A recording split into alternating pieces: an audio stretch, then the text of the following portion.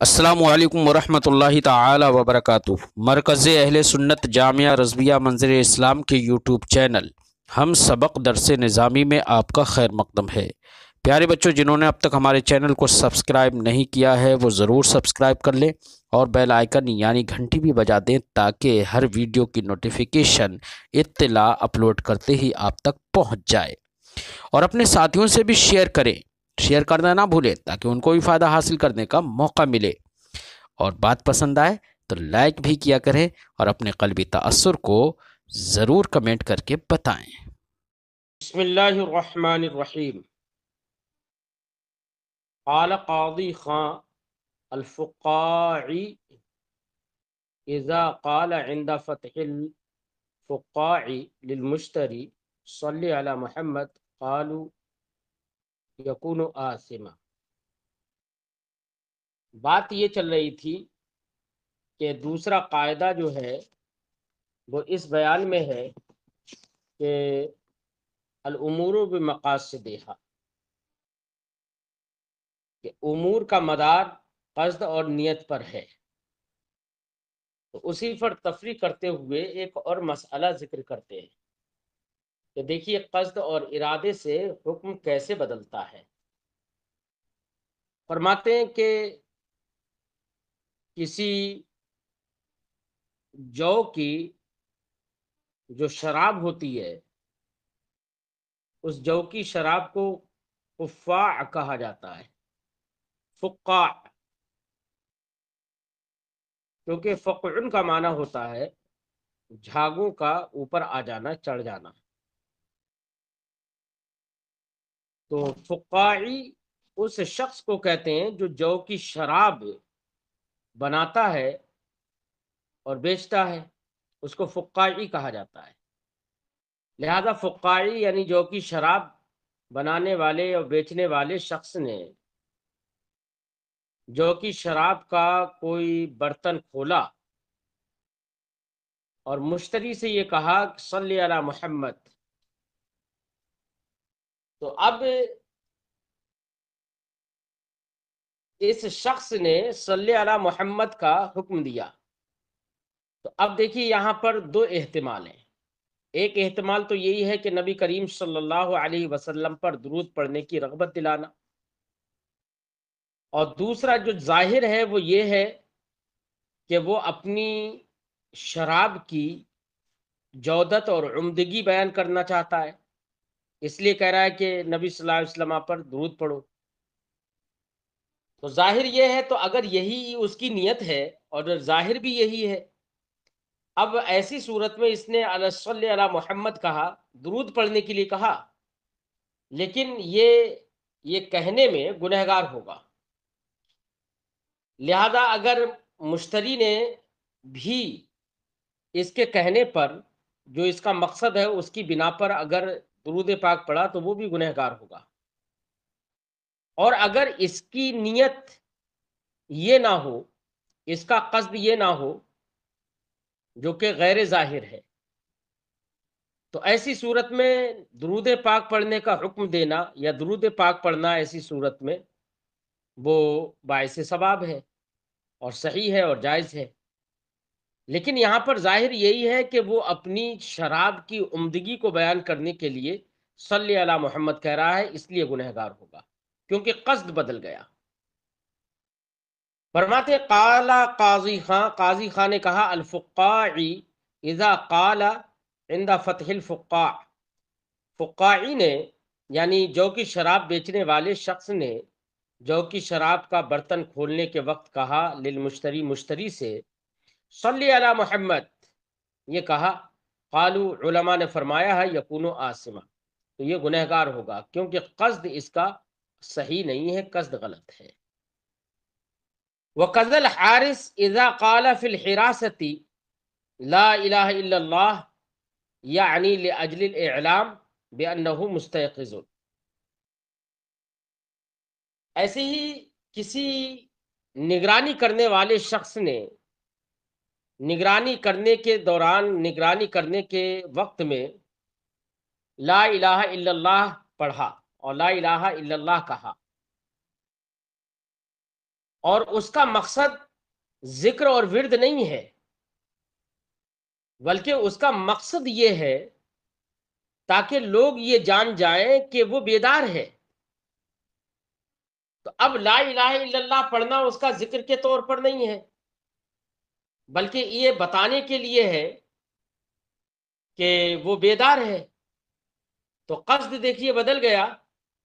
تو اب ایسی صورت میں اس کو لا الہ الا اللہ پڑھنے کا ثواب نہیں ملے گا۔ ایک بات یاد رکھیے، کوئی بھی ذکر اگر بطریق اعلام ہے، لوگوں کو خبر دینے کے لیے ہے، تو اس کی دو حالتیں ہیں۔ ایک تو یہ کہ وہ حالت اور وہ محل کہ جس میں شریعت نے اجازت دی ہے اعلام کی، تو وہاں پر وہ ذکر اپنے محل ہی میں ہوگا۔ جیسے کہ اذان پڑھنا ہے، تو اذان پڑھنے سے بھی مقصود دیکھیے وہ بھی اس میں بھی ذکر الہی ہے، لیکن اذان پڑھنے سے بھی مقصود اعلام ہے، لوگوں کو خبر دینا ہے۔ جب لوگوں کو خبر دینا ہے، لیکن چونکہ یہاں پر اعلام اپنے محل میں ہے، شریعت نے اس کی اجازت دی ہے، تو محل میں اگر ذکر کیا جائے اور اگر اس سے اس کو شریعت نے بھی اعلام کے لیے قرار دیا ہے، تو ایسے محل میں اگر کوئی ذکر کیا جائے اور بطریق اعلام کیا جائے تو وہ جائز ہوگا۔ اور جہاں پر شریعت نے اس کو ذکر کا محل نہیں بنایا ہے، وہاں پر اگر کوئی ذکر بطریق اعلام کرتا ہے، لوگوں کو بتانے کے لیے کرتا ہے، تو وہ ذکر نہیں ہوگا، وہاں پر ثواب نہیں ملے گا۔ تو دیکھیے قصد سے حکم بدل گیا، یہ جائز نہیں ہوگا اس کے لیے اعلام کرنا، یہ بتانے کے لیے کہ وہ بیدار ہے۔ یہی وجہ ہے کہ لا الہ الا اللہ پڑھ رہا ہے اور یہ بتانا مقصد ہے کہ لوگ یہ جان جائے کہ وہ بیدار ہے، تو اب ایسی صورت میں یہ بتانا یہ جائز نہیں ہوگا۔ اور اس کے برخلاف اذان میں بھی اعلام ہے، لیکن چونکہ وہ محل میں ہے، اس لیے وہاں پر اعلام میں اعلام بھی ہے، تب بھی وہ جائز ہے اور صحیح ہے، مستحب ہے اور باعث ثواب بھی ہے۔ تو قصد کے بدلنے سے حکم بدل گیا، جواز اور عدم جواز کا قول ہو گیا۔ فرماتے ہیں وقزل حارث، ایسے ہی حارث نگہبان نگراں، اذا قال فی الحراست، جب اس نے نگرانی میں کہا لا الہ الا اللہ، اور یعنی اور اس کا مقصد ہے لاجل الاعلام، اجل اعلام یعنی بتانے کے لیے کہ بے انہ مستيقظ، کہ وہ بیدار ہے، تو اب ایسی صورت میں وہ گنہگار ہوگا اور یہ جائز نہیں ہوگا اس کے لیے۔ ایک تو یہ نگراں یہ کہہ رہا ہے، اس کے برخلاف اگر کسی مجلس میں کوئی عالم دین لوگوں سے یہ کہتا ہے صلو علی النبی، تو وہاں پر اس کا مقصد کیا ہے؟ اس کا مقصد کیا ہے؟ ذکر کرانا ہی ہے، نبی کریم صلی اللہ علیہ وسلم پر درود پڑھوانا ہے۔ حالانکہ اس میں ایک مقصد یہ بھی ہے کہ لوگ بیدار رہیں، لوگوں کے اندر جوش پیدا ہو، لوگ ہمتن گوش ہو جائے، تو اب ایسی صورت میں وہ اپنے محل میں ہے، اس لیے وہ باعث ثواب ہوگا۔ وہی فرماتے ہیں بخلاف العالم، برخلاف عالم کے اذا قال فی المجلس، جبکہ اس نے مجلس میں کہا ہو صلو علی النبی فإنه یصاب علی ذلک، تو اس کو اس پر ثواب ملے گا اور یہ جائز ہوگا۔ وقذل غازی، ایسی کسی مجاہد نے کہا اذا قال، جب اس نے کہا کبروا یصاب، اس نے کہا کہ تکبیر کہو، نعرہ تکبیر لگاؤ، تو اب وہاں پر بھی وہ بیدار کرنے کے لیے لوگوں کے اندر جوش بھرنے کے لیے کہہ رہا ہے، تو یہ بھی درست ہوگا، یصاب، اور اس پہ ثواب ملے گا۔ لأن الحارثہ، اس کی وجہ بتا رہے ہیں کہ حارث اور فقاعی وہاں پر اس کا درود پاک پڑھنا یا پڑھوانا اور نگہبان جو ہے، نگراں جو ہے، اس کا لا الہ الا اللہ پڑھنا، وہاں پر اس کے لیے یہ جائز نہیں ہے۔ کیوں؟ اس کی وجہ، کیونکہ وہاں پر محل نہیں ہے، وہ اپنے اسلام کے لیے اجرت لیتا ہے۔ فرماتے ہیں لأن الحارث بالفقاعی، کیونکہ حارث اور فقاعی یاخذان بذلک اجرا، وہ تو بیدار رہنے کا اجر لیتے ہیں، بدلہ لیتے ہیں، اس پہ قیمت لیتے ہیں، تنخواہ لیتے ہیں۔ اب وہ اس کو بتانے کے لیے اس کی وہ ذمہ داری ہے بیدار رہنا، اس کو بتانے کے لیے کہ لوگ جان جائیں کہ میں بیدار ہوں، اس کے لیے لا الہ الا اللہ پڑھ رہا ہے، تو وہاں پر یہ جائز نہیں ہوگا۔ وہی ہے کہ محل میں نہیں ہے۔ رجل جاء الى البزاز ليشتري منه ثوبا فلما فتح المتاع قال سبحان اللہ۔ ایک اور مسئلہ ذکر کر رہے ہیں، کہہ رہے ہیں کہ اگر کوئی شخص کپڑا بیچنے والے کے پاس گیا تاکہ اس سے کپڑا خریدے، تو جب کپڑا بیچنے والے بزاز نے اپنی گٹھری اور اپنا سامان کھولا تو کھولتے ہی اس نے سبحان اللہ کہا، سبحان اللہ،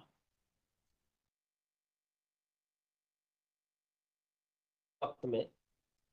تو یہ اپنے کپڑے کی عمدگی بیان کرنا چاہتا ہے۔ تو اب ایسی صورت میں اس کے لیے صحیح نہیں ہوگا۔ اس کے برخلاف اگر مشتری سبحان اللہ کہہ رہا ہے، تو چونکہ یہاں پر کپڑے کی تعریف مشتری کا قصد نہیں ہوگا، خریدنے والے کا قصد نہیں ہوگا کپڑے کی تعریف کرنا، بلکہ اس کا یہی مقصود ہوگا کہ دیکھیے اللہ رب العزت نے لوگوں کو کتنا ٹیلنٹ دیا ہے، کتنا ذہن دیا ہے کہ وہ عمدہ سے عمدہ کپڑے بنا رہے ہیں، تو یہاں پر اس کا مقصد ہے اللہ کی پاکی بیان کرنا۔ تو اس لیے مشتری اگر کہے یہ، تو یہ اس کے لیے جائز ہوگا اور باعث ثواب ہوگا۔ لیکن اگر بائع کہہ رہا ہے، بزاز کہہ رہا ہے کپڑا کھولنے کے وقت میں، تو چونکہ غیر محل میں کہہ رہا ہے، اس لیے، اور غیر محل میں اعلام، کپڑے کی عمدگی بتانا، یہ اگرچہ سبحان اللہ کے ذریعے سے ہے، لیکن یہ اس کے لیے درست نہیں ہوگا، بلکہ یہاں پر وہ گنہگار ہوگا۔ اور اگر فرض کر لیجئے اس کا قصد یہی ہو کہ اللہ ہی کی پاکی بیان کر رہا ہے، تاکہ مشتری بھی اللہ کی پاکی بیان کرے ہر کام پر، ہر اچھے کام پر، اگر یہی قصد ہے تو پھر اس کے قصد کے لحاظ سے اس کو ثواب ملے گا۔ فرماتے ہیں کہ رجل جاء الی البزاز، ایک آدمی بزاز اور کپڑے بیچنے والے کے پاس آیا، لیشتری منہ ثوبا، تاکہ اس سے کپڑا خریدے، فلما فتح المتاع، تو جب اس نے سامان کو کھولا، قال سبحان اللہ، او قال اللہم صلی علی محمد، یہ کہا، ان اراد بذالک اعلام المشتری جودت ثیابہ ومتاعہ کرہ۔ فرماتے ہیں اگر اس کا مقصود اس سے مشتری کو اپنے کپڑے کی عمدگی بتانا ہو اور اپنے سامان کی عمدگی بتانا ہو، کرہ، تو یہ مکروہ ہے۔ انتہا، یہاں پر قاضی خاں کی بات مکمل ہو گئی۔ وفیہا ایضاً، اور قاضی خاں میں یہ بات بھی ہے، یہ مسئلہ بھی ہے، اس مسئلے کو بھی اسی پر متفرع کر رہے ہیں۔ فرماتے ہیں کہ اذا قال المسلم للذمی اطال اللہ بقاءک، کسی مسلمان نے ذمی سے کہا اطال اللہ بقاءک، اللہ تعالیٰ تیری عمر کو دراز کرے، تیری بقا کو دراز کرے، یہ دعا کے طور پر کہا۔ اب اس دعا میں بھی دو احتمال ہو سکتے ہیں، دونوں میں سے کسی کا بھی قصد کرے گا تو حکم بدلے گا۔ ایک احتمال تو یہ ہے کہ وہ کافر ہے اور کافر کی بقا کی دعا کرنا ہے، گویا کہ کفر کو دیر تک رکھنے کی دعا کرنا ہے۔ یہ احتمال ایسا ہے کہ اگر اس کا قصد کرے گا تو یہ جائز نہیں، اور اگر وہ ذمی سے اطال اللہ بقا کا کہہ رہا ہے لیکن اس کا مقصد یہ ہے کہ اللہ اس کی زندگی کو دراز کرے تاکہ وہ ہمارے کردار سے، ہماری شریعت کے احکام سے متاثر ہو اور اللہ رب العزت اسے اسلام کی توفیق عطا فرما دے اور وہ مسلمان ہو جائے، یہ مقصد ہے، یا یہ مقصد ہے کہ اس کی عمر دراز ہو، کیونکہ وہ جزیہ دیتا ہے۔ اب جزیہ دے کر دیتا ہے تو اپنے چھوٹے بڑے جو بھی سامان ہیں، جو بھی وہاں پر رہ رہا ہے، اس کو دے کر جزیہ دے کر رہ رہا ہے، تاکہ وہ چھوٹے بڑے تمام لوگوں کو، کمزور لوگوں کو وہ جزیہ جاتا ہے، ان کی مدد ہوتی ہے اس سے۔ اگر یہ مقصد ہے کہ اس لیے وہ اس کی عمر دراز ہو تاکہ وہ جزیہ دیر تک دیتا رہے، تو یہ بھی مقصد خیر ہے، لہذا اس صورت میں اس کو ثواب ملے گا۔ اور اگر قصد وہ ہو یاری کا، محبت کا، تاکہ کفر اس کا دراز رہے، تو ایسی صورت میں جائز نہیں ہوگا، دیکھیے قصد کے بدلنے سے حکم بدل گیا۔ فرماتے ہیں وفیہا ایضاً،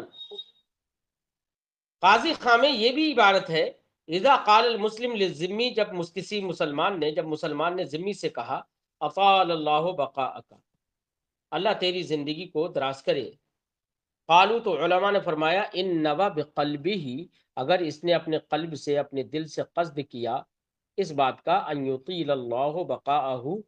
کہ اللہ اس کی بقا اور اس کی زندگی کو دراز کرے، لعلہ ان یسلم، تاکہ وہ اسلام لے آئے، یہ قصد کیا، اور یؤدی الجزیہ عن ذل و صغار، اور تاکہ اس لیے درازگی حیات کی دعا کی اس نے، تاکہ وہ جزیہ دے عن ذل و صغار، عن ذل و صغار، کمزور لوگوں کی محافظت کے لیے، کمزور لوگوں کے تعاون کے لیے، تو اس کے لیے جزیہ دے دیر تک، تو فرماتے ہیں لا بأس بہ، تو یہ اس قصد میں کوئی حرج نہیں ہے، کیوں؟ لأن ھذا دعاء لہ الی الاسلام، کیونکہ پہلے قصد میں کہ تاکہ وہ اسلام لے آئے، اس میں اس کو اسلام کی طرف بلانا ہے، اس کے حق میں دعا کرنا ہے اسلام کی، اور لین منفعت المسلمین، اور دوسری صورت میں جزیہ والی صورت میں مسلمانوں کی منفعت کی دعا ہے، منفعت کے لیے، منفعت کا قصد ہے۔ انتہا، بات یہاں پر پوری ہوگی، قصد کے بدلنے سے حکم بدل گیا، اور وہیں پر اس کے علاوہ اس کی زندگی کا قصد مقصود ہو کہ تاکہ اس کی زندگی دراز رہے، بس بطور محبت، تو پھر اس کے کفر کو دراز کرنے کا قصد ہو گیا گویا کہ، تو پھر وہ جائز نہیں ہوگا، تو قصد کے بدلنے سے حکم بدل گیا نا۔ ایسے ہی ایک اور مسئلہ ذکر کر رہے ہیں، فرماتے ثم قال، پھر اس کے بعد قاضی خاں نے یہ بھی کہا، رجل امسک المصحف فی بیتہ ولا یقرأ، کسی شخص نے قرآن پاک اپنے گھر میں رکھ لیا اور پڑھتا نہیں ہے۔ اب یہ قرآن پاک کو اپنے گھر میں رکھنا اور نہ پڑھنا، اس میں دو احتمال ہو سکتے ہیں۔ ایک احتمال یہ ہے کہ قرآن پاک ہے، پڑھتا نہیں ہے، رکھے رکھے بوسیدہ ہو جائے گا، یہ اگر قصد کر لیا چلو میرے گھر میں رکھا ہے بوسیدہ ہو جائے گا، اس سے کوئی برکت وغیرہ مقصود نہ ہو، تو اس طریقے سے آباد نہ کرنا، قرآن پاک نہ پڑھنا اور اس کو صرف بوسیدہ کرنا، یہ اس کے لیے درست نہیں ہوگا، اس کے لیے جواز نہیں ہوگا۔ وہیں پر اگر یہ قصد، ایک دوسرا احتمال یہ ہے کہ اس لیے رکھ رہا ہے کہ پڑھنا تو جانتا نہیں ہے، قرات تو کر نہیں سکتا، لیکن اس لیے رکھ رہا ہے کہ تاکہ اس سے برکتیں حاصل ہو، تو اب ایسی صورت میں رکھنا یہ گناہ نہیں ہوگا، تو قصد کے بدلنے سے حکم بدل گیا۔ فرماتے ہیں ثم قال، پھر کہا، رجل امسک المصحف فی بیتہ، کسی آدمی نے مصحف اپنے گھر میں رکھا، ولا یقرأ، اور پڑھتا نہیں ہے، قالوا، علماء نے فرمایا ان نوى به الخیر والبرکۃ لا یأثم، اگر اس کے ذریعے سے بھلائی اور برکت کا اس نے قصد کیا ہے تو گنہگار نہیں ہوگا، ویرجى له الثواب، اور اس کے لیے ثواب کی امید ہوگی، تو ایسی صورت میں گنہگار بھی ہو سکتا ہے، گنہگار بھی ہوگا۔ ثم قال رجل یذکر اللہ فی مجلس الفسق، پھر ایک اور مسئلہ ذکر کر رہے ہیں، کیا کوئی آدمی مجلس فسق میں ہے، کسی مجلس میں فسق و فجور ہو رہا ہے، ڈھول تاشے ہو رہے ہیں، پتہ نہیں کیا کیا ہو رہا ہے، اور وہاں پر کوئی آدمی گیا اور وہاں پر ذکر کرنے لگا، تو اب اس کے بھی دو قصد ہو سکتے ہیں. ایک قصد تو یہ ہے کہ آدمی نے یہ سوچا کہ یہاں پر اللہ کا، یہاں پر فسق و فجور ہو رہا ہے، کوئی فسق، کوئی یہاں پر اللہ کا ذکر نہیں کر رہا ہے، تو کم سے کم میں تو اللہ کا ذکر کر لوں. تو یہ تو اچھا قصد ہوا. اور تو اس صورت میں یہ جائز ہوگا اور افضل ہوگا، احسن ہوگا، اور ثواب بھی ملے گا. اور وہیں پر مجلس فسق میں یہ ذکر اس لیے کر رہا ہے کہ لوگ یہ سمجھیں کہ دیکھو ڈھول تاشے بج رہے ہیں، لہذا ڈھول تاشوں پر بھی اللہ کا ذکر کرنا چاہیے. اگر یہ قصد کر لیا کہ ڈھول تاشوں پر ذکر، فسق و فجور پر اللہ کا ذکر، تو یہاں پر قصد بدل گیا. تو اب ایسی صورت میں یہ گنہگار ہوگا اور یہ اس کا ذکر کرنا درست نہیں ہوگا. تو قصد کے بدلنے سے حکم بدل گیا. فرماتے ثم قال، پھر فرمایا رجل یذکر اللہ فی مجلس الفسق، کوئی آدمی اللہ کا ذکر کر رہا ہے مجلس فسق میں. قالو، تو علماء نے فرمایا ان نوا ان الفسقۃ یشتغلون بالفسق، اگر اس نے یہ قصد کر لیا کہ فاسق کی جمع فسقہ، اگر اس نے یہ قصد کر لیا کہ فاسقین فسق میں مشغول ہے، وانا اشتغل بالذکر، ایسے وقت میں جو لوگ فسق میں مشغول ہے، میں ایسے وقت میں بھی اللہ کے ذکر میں مشغول ہوں گا، اگر یہ قصد ہے وہ افضل و احسن، تو افضل و احسن ہے یہ. اور ورنہ قصد دوسرا ہے تو وہ یہی ناجائز ہو جائے گا. وَإِن سَبَّحَ فِي السُّوقِ نَاوِيًا أَنَّ النَّاسَ يَشْتَغِلُونَ بِأُمُورِ الدُّنْيَا وَأَنَا أُسَبِّحُ اللَّهَ تَعَالَى فِي هَذَا الْوَضْعِ فهو أفضل وأحسن من أن يسبح وحده في غير السوق. وإن سبح على وجه الاعتبار يؤجر على ذلك، وإن سبح على أن الفاسق يعمل الفسق كان آثما. کہتے ہیں کہ اگر کوئی شخص، دیکھو اللہ کا ذکر کرنا اچھی چیز ہے، اور اللہ کا ذکر تنہائی میں کرے تو اور زیادہ بہتر ہے، کیونکہ اس میں ریاکاری کا اندیشہ بھی نہیں رہتا. لیکن اگر کوئی شخص بازار میں اللہ کی تسبیح بیان کر رہا ہے اور نیت اس کی یہ ہے کہ لوگ امور دنیا میں مشغول ہیں اور میں اس حالت میں بھی اللہ کی تسبیح میں مشغول رہوں گا، اور اللہ کی تسبیح میں مشغول رہوں گا اس حالت میں بھی جبکہ لوگ دنیاوی امور میں مشغول ہیں، تب اس کے لیے یہ اس کا قصد اچھا ہے. اور اگر اس نے یہ بھی قصد کر لیا کہ تاکہ لوگ یہ دیکھیں کہ جہاں پر لوگ دنیاوی امور میں مشغول ہوتے ہیں وہاں پر بھی یہ بندہ اللہ کا ذکر کر رہا ہے، اللہ کی تسبیح بیان کر رہا ہے، اور قصد یہ کر لیا کہ تاکہ لوگ دیکھیں اور لوگ بھی اللہ کا ذکر کریں، لوگ بھی اس سے عبرت حاصل کریں، تو ایسی صورت میں یہ اس کا قصد اچھا ہے اور اس پر اس کو اجر ملے گا. اس کے برخلاف اگر اس نے تسبیح اس بات پر کی، بازار میں تسبیح کر رہا ہے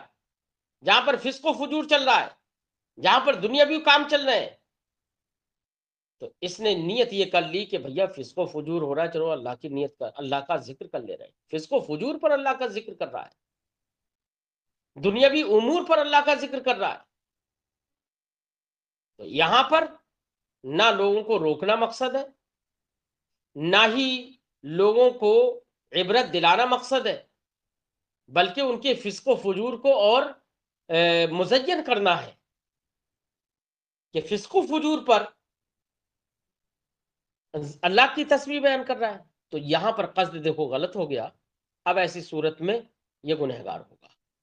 قصد کے بدلنے سے حکم بدل گیا، گنہگار ہو رہا ہے تو اس کا مطلب جائز نہیں ہے. یہ قصد کے بدلنے سے حکم بدل گیا. فرماتی وَإِن سَبَّحَ فِي السُّوقِ،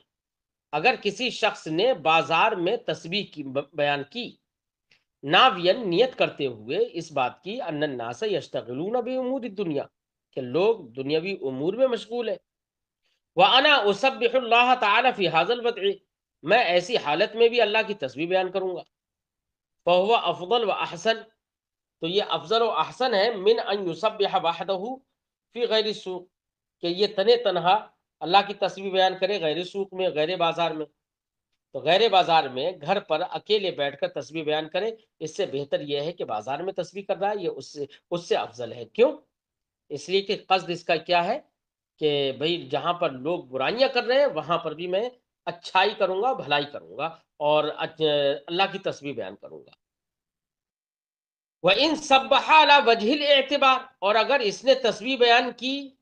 اس طریقے پر کہ لوگ عبرت حاصل کریں، یُؤْجَرُ عَلَى ذَلِكَ، تو اس کو اس پر اجر دیا جائے گا. اس کے برخلاف قصد دوسرا ہو کیا، وَإِن صَبَّحَ عَلَىٰ أَنَّ الْفَاسِقَ يَعْمَلُ الْفِسْقَ كَانَ آثِمًا، اگر یہ تسبیح بیان کرے اس بات پر کہ فاسق فسق کرے گا، کانا آسما، تو اس کے فسق کرنے پر تسبیح بیان کر رہا ہے، کانا آسما، تو یہ گنہگار ہوگا. قصد کے بدلنے سے حکم بدل گیا نا. ایسے ہی ایک مسئلہ اور ذکر کرتے ہیں، فرماتے ہیں ثم قال ان سجد للسلطان فان کان قصده التحیہ والتعظیم دون الصلاۃ لا یکفر. یاد رکھیے سجدہ کی دو نوعیتیں ہیں، ایک تو سجدہ تحیت اور سجدہ تعظیم، اور ایک سجدہ عبادت. بادشاہ کے لیے کوئی سجدہ کر رہا ہے تو دیکھیے حکم کیسے بدلے گا، ہے دونوں صورتوں میں غلط. ہماری شریعت میں سجدہ تحیت بھی حرام ہے، لیکن پہلی شریعتوں میں سجدہ تحیت حرام نہیں تھا، جائز تھا. جیسے کہ حضرت آدم علیہ الصلوۃ والسلام کے لیے سجدہ تعظیم کا حکم دیا گیا تھا، حضرت یوسف علیہ الصلوۃ والسلام کے لیے ان کے بھائیوں نے سجدہ تعظیم کیا تھا. دوسری شریعتوں میں حرام نہیں تھا یہ، لیکن ہماری شریعت میں سجدہ تحیت اور سجدہ تعظیم یہ بھی حرام ہے. لہذا اگر اب دیکھو ایک ہے سجدہ تعظیم جو کہ حرام ہے، اور ایک ہے سجدہ عبادت جو کہ غیر اللہ کے لیے کفر ہے. اب کوئی شخص بادشاہ کے لیے سجدہ کر رہا ہے، اب اس کے قصد دو طرح کے ہو سکتے ہیں. ایک تو قصد یہ کہ تعظیم و تحیت مقصود ہے، تو اب ایسی صورت میں حکم ہوگا کہ یہ حرام ہے. اور ایک یہ کہ قصد یہ کر لے کہ اس کی عبادت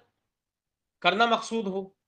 تو عبادت کی بنا پر قصد دیکھیے بدل گیا، تو عبادت کی وجہ سے اب حکم بھی یہ بدلے گا اور کہا جائے گا کہ یہ سجدہ کرنا اب کفر ہوگا. تو قصد کے بدلنے سے حکم بدل گیا نا. فرماتے ہیں کہ ثم قال، پھر کہا ان سجد للسلطان، اگر کسی شخص نے بادشاہ کے لیے سجدہ کیا، فإن كان قصده التحیۃ والتعظیم، تو اگر اس کا مقصد تحیت اور تعظیم ہو، دون الصلاۃ، نہ کہ عبادت، لا یکفر، تو اس کی تکفیر نہیں کی جائے گی. اصلہ، اس کی اصل کہ تکفیر نہیں کی جائے گی، اس کی اصل یہ ہے کیا، امر الملائکۃ بالسجود لآدم، ملائکہ کو حکم دینا آدم کے لیے سجدہ کرنے کا. وسجود اخوہ، اور ایسے ہی اخوت یوسف، ایسے ہی یوسف علیہ السلام کے بھائیوں کا سجدہ کرنا، یہ اس کی اصل ہے. اب دیکھیے اصل کیا ہے، یہاں پر ایک ضابطہ سمجھ لیجئے، غیر اللہ کو سجدہ کرنا یہ کفر بھی ہو سکتا ہے اور یہ حرام بھی ہو سکتا ہے. ضابطہ یہ ہے کہ دیگر شریعتوں میں اگر کوئی سجدہ مشروع تھا، ممنوع نہیں تھا،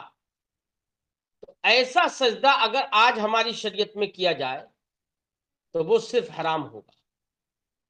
اور کہیں کوئی سجدہ ایسا ہے جو دوسری شریعتوں میں بھی ممنوع تھا، جیسے کہ سجدہ عبادت دوسری شریعتوں میں بھی ممنوع تھا، لہذا آج ہماری شریعت میں کوئی سجدہ عبادت کرتا ہے تو صرف حرام نہیں ہوگا بلکہ کفر ہوگا. اس لیے اگر کسی کے سامنے کوئی سجدہ ریز ہوتا ہے، مثال کے طور پر جہالت کی بنا پر کوئی کسی قبر یا مزار پر سجدہ کر لیتا ہے، تو اب ایسی صورت میں ہم اس کا کوئی احتمال اور اس کا قصد تھوڑی پوچھیں گے،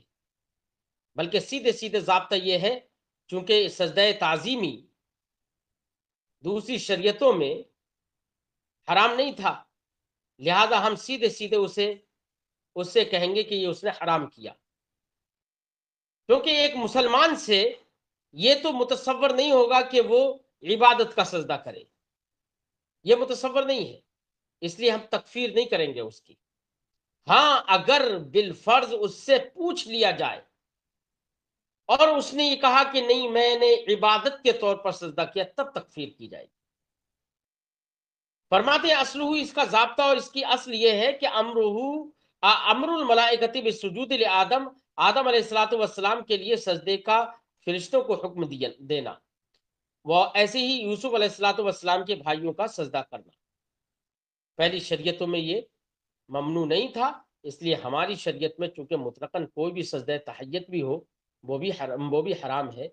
اس لیے دوسری شریعتوں میں جو سجدہ ممنوع نہیں ہے وہ ہماری شریعت میں حرام ہوگا، اور دوسری شریعتوں میں جو سجدہ ممنوع ہو تو وہ اب ہماری شریعت میں وہ سجدہ کفر ہوگا، جیسے کہ سجدہ عبادت. وَلَوْ أُكْرِهَ عَلَى السُّجُودِ لِلْمَلِكِ بِالْقَتْلِ فَإِنْ أَمَرُوهُ بِهِ عَلَى وَجْهِ الْعِبَادَةِ فَالصَّبْرُ أَفْضَلُ. ایسی ایک اور مسئلہ بیان کرتے ہیں، فرماتے ہیں کہ اگر کسی شخص کو قتل کی دھمکی دیتے ہوئے، قتل کی دھمکی یاد رکھنا، قتل کی دھمکی یہ نہیں کہ صرف ملازمت سے ہٹا دیا جائے، بلکہ قتل کی دھمکی دیتے ہوئے کسی شخص کو بادشاہ کے سجدہ کرنے پر مجبور کیا گیا کہ بادشاہ کے لیے وہ سجدہ کرے ورنہ قتل کر دیا جائے. تو اب یہاں پر بھی ان لوگوں کا قصد کیا ہے؟ اگر وہ یہ کہتے ہیں کہ تو بادشاہ کے لیے سجدہ عبادت کر، اور چونکہ سجدہ عبادت کفر ہے اور مجبور کیا جا رہا ہے، تو اب ایسی صورت میں چونکہ سجدہ عبادت کفر ہے اور کفر کے ارتکاب کرنے سے صبر کرنا اور کفر نہ کرنا یہ افضل ہے، لہذا اگر قتل کر دیا جائے اور اس نے سجدہ عبادت نہیں کیا تو یہ مستحق ثواب ہوگا. اور وہیں پر اگر لوگوں کا قصد یہ ہو کہ تعظیم کا سجدہ کرے، قتل کرنا چونکہ اپنی جان کو بچانا یہاں پر زیادہ اہم ہے، اور سجدہ تعظیمی سے اگر کر بھی لے گا تو بعد میں یہ توبہ بھی کر لے گا. جان کو بچانا زیادہ ضروری ہے، یہاں پر یہ کفر نہیں ہے. جب کفر نہیں ہے تو اب ایسی صورت میں اس کے لیے صبر کرنا اور سجدہ تعظیمی کرنے سے رکا رہنا، ایسی صورت میں اس کو قتل اگر کر دیا جاتا ہے تو یہ گنہگار ہوگا. لہذا اگر لوگوں کا ارادہ مجبور کرنے سے یہ ہو کہ عبادت کا سجدہ کرے تو صبر کرنا اور رکا رہنا یہ افضل، اور اگر مقصود ہو سجدہ تعظیمی تو ایسی صورت میں صبر کرنا افضل نہیں بلکہ اپنی جان کو بچانا افضل ہے. یہاں پر تو قصد کے بدلنے سے حکم بدل گیا نا. فرماتے ہیں وَلَوْ أُكْرِهَ عَلَى السُّجُودِ لِلْمَلِكِ بِالْقَتْلِ، اگر قتل کرنے کے ذریعے سے بادشاہ کے لیے سجدہ کرنے پر کسی کو مجبور کیا گیا، فَإِنْ أَمَرُوهُ بِهِ عَلَى وَجْهِ الْعِبَادَةِ، تو اگر انہوں نے، لوگوں نے، مجبور کرنے والوں نے اسے حکم دیا سجدے کا علی وجہ العبادہ، عبادت کے طریقے پر، فالصبر افضل، تو اب اس کا صبر کرنا اور سجدہ نہ کرنا یہ افضل ہوگا. کمن اکرہ علی الکفر، اسی شخص کی طرح جس کو کفر پر مجبور کیا گیا ہو اور کفر کرنے پر مجبور کیا گیا تو صبر کرنا اور کلمہ کفر نہ بکنا